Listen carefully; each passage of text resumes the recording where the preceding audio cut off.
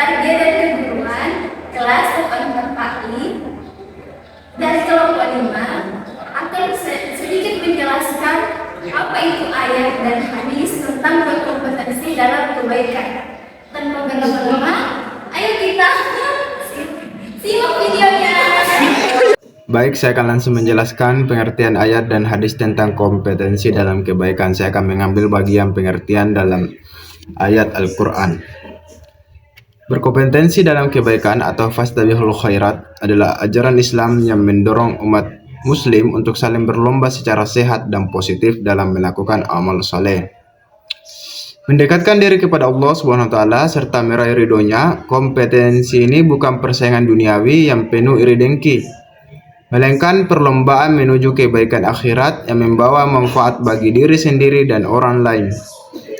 Istilah kunci yang paling dikenal adalah fastabiqul khairat yang berarti berlomba-lomba dalam kebaikan atau bersegeralah mendahului dalam berbagai kebajikan. Penjelasan utama ayat-ayat terkait ada pada surah Al-Baqarah ayat 148. Ayat ini menegaskan bahwa meskipun ada perbedaan kiblat antar umat, hal yang paling penting adalah berlomba dalam kebaikan. Allah akan mengumpulkan semua manusia di hari kiamat untuk dihisab berdasarkan amalnya. Jadi kesimpulannya adalah perbedaan bukan untuk memecah belah, melainkan untuk saling berlomba menjadi lebih baik. Saya akan menjelaskan kesimpulan keseluruhannya. Berlomba dalam kebaikan adalah perintah Allah yang bersifat universal, fleksibel, sesuai kemampuan dan berorientasi akhirat. Ini mencakup segala bentuk ketaatan, akhlak mulia, dan manfaat bagi sesama. Baik, saya akan melanjutkan materi dari kelompok kami. Bagian B yaitu implementasi ajaran berkompetensi dalam kebaikan atau fastabiqul khairat di lingkungan keluarga, sekolah, dan masyarakat untuk membangun generasi berakhlak mulia.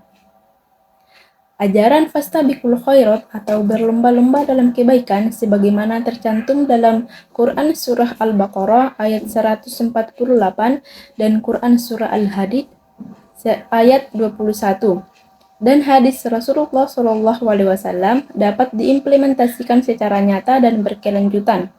Adapun penjelasan praktis 3 lingkungan utama, yaitu implementasi di lingkungan keluarga. Keluarga adalah fondasi utama pembentukan akhlak. Yang pertama, rutinitas harian berbasis kompetensi sehat.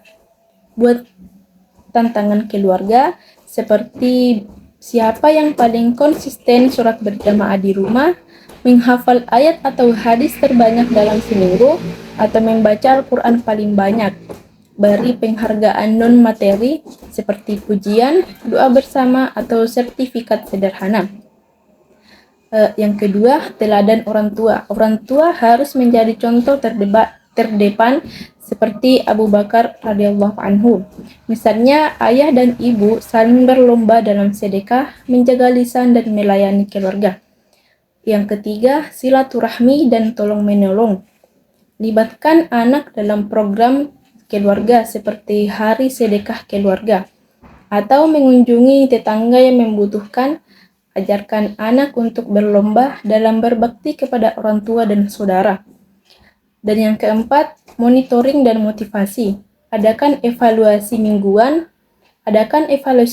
keluarga atau pertemuan kecil untuk membahas amal soleh yang telah dilakukan dan target ke depan. Dampaknya, anak tumbuh dengan semangat beribadah, disiplin, dan kasih sayang, sehingga terbentuk akhlak mulia sejak dini. Bagian B, implementasi di lingkungan sekolah. Sekolah berperan penting dalam pembentukan generasi muda. Baik, di sini saya akan menjelaskan tentang program sekolah yang berbasis fastabiqul khairat. Program ini bertujuan untuk membudayakan semangat yaitu berlomba-lomba dalam kebaikan sesuai dengan ajaran Islam, sehingga siswa terbiasa berbuat baik tanpa dipaksa. Seperti lomba kebaikan, yaitu lomba azan, tilawah, dan ceramah singkat. Di sini kita bisa melatih siswa dengan kepercayaan diri serta pengalaman nilai agama secara langsung. Lomba siapa yang paling banyak membaca buku agama mendorong siswa memperdalam ilmu agama, bukan hanya sekadar hafalan. Konsep intinya itu mengubah persaingan negatif menjadi persaingan yang positif. Siswa tidak bersaing untuk menjatuhkan orang lain, tapi untuk menjadi pribadi yang lebih baik. Integrasi dalam kurikulum. Nilai kebaikan tidak diajarkan secara terpisah, tapi dimasukkan ke dalam pelajaran agama agar lebih menyatu dengan materi pembelajaran tersebut. Di sini guru tidak hanya menyampaikan teori, tetapi juga memberikan contoh nyata dan menghubungkannya dengan kehidupan sehari-hari siswa. Hal ini membuat siswa memahami bahwa berbuat baik adalah kewajiban agama sekaligus cara meraih prestasi yang sesungguhnya. Sistem penghargaan dan apresiasi. Sistem ini bertujuan untuk memotivasi siswa agar lebih menyeimbangkan nilai akademiknya dengan akhlak. Tujuannya agar siswa yang mungkin kurang menonjol di nilai pelajaran tetap merasa dihargai jika memiliki akhlak yang baik sehingga prestasi siswa menjadi lebih menyeluruh. Selanjutnya, implementasi di lingkungan masyarakat. Penerapan Fastabiqul Khairat di lingkungan masyarakat dapat dilakukan dengan beberapa cara. Pertama, melalui kegiatan di masjid dan majelis taklim. Misalnya mengadakan lomba masjid terbersih, program sedekah rutin, atau kajian mingguan yang mengajak masyarakat berlomba-lomba dalam berbuat baik. Yang kedua, mengadakan gerakan sosial. Contohnya program 1 hari 1 kebaikan, serta kegiatan pemuda seperti membantu masyarakat, mengurangi kemiskinan, dan menjaga kebersihan lingkungan. Yang ketiga, memanfaatkan media sosial seperti WhatsApp, Instagram, dan TikTok untuk menyebarkan konten atau tantangan kebaikan agar generasi muda semakin semangat berbuat baik. Yang terakhir, bekerja sama dengan berbagai pihak seperti tokoh masyarakat, pemerintah desa, dan organisasi pemuda untuk mengadakan kegiatan atau festival kebaikan setiap tahun.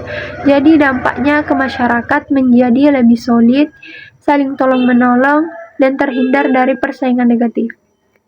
Oke, baik, saya akan melanjutkan pembahasan dari materi dari kelompok kami, yaitu bagian D, langkah strategis umum untuk membangun generasi berakhlak mulia. Yang pertama, nilai dan teladan. Semua dimulai dari ikhlas dan keteladanan seorang pemimpin, seperti dari orang tua, guru, maupun tokoh masyarakat.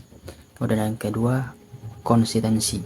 Mulai dari hal kecil dan dilakukan dengan rutin, bukan dengan sekali. Ketiga, evaluasi berkala. Pantau perkembangan dan berikan feedback yang membangun. Yang empat, tentunya doa dan tawakal. Selalu iringi dengan doa agar Allah memberikan kita taufiknya. Yang kelima atau yang terakhir ialah hindari ekstrim.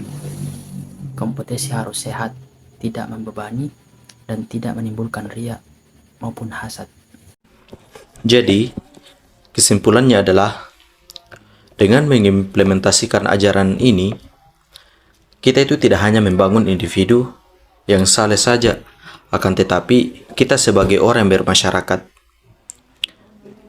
kita juga harus memiliki martabat dan memiliki akhlak yang mulia. Nah, dan ini sesuai dengan visi Rasulullah SAW. Kita itu bisa disebut sebagai uswatun hasanah atau teladan yang terbaik. Nah, adapun contohnya itu, yaitu contoh orang yang memiliki martabat dan akhlak mulia itu, contohnya kita memulai hal-hal yang kecil terlebih dahulu, seperti bersikap jujur, ramah kepada orang lain, dan bisa menjaga sesuatu yang kita pinjam, Intinya kita harus memulai sesuatu dari hal yang kecil saja, yaitu tentang kebaikan.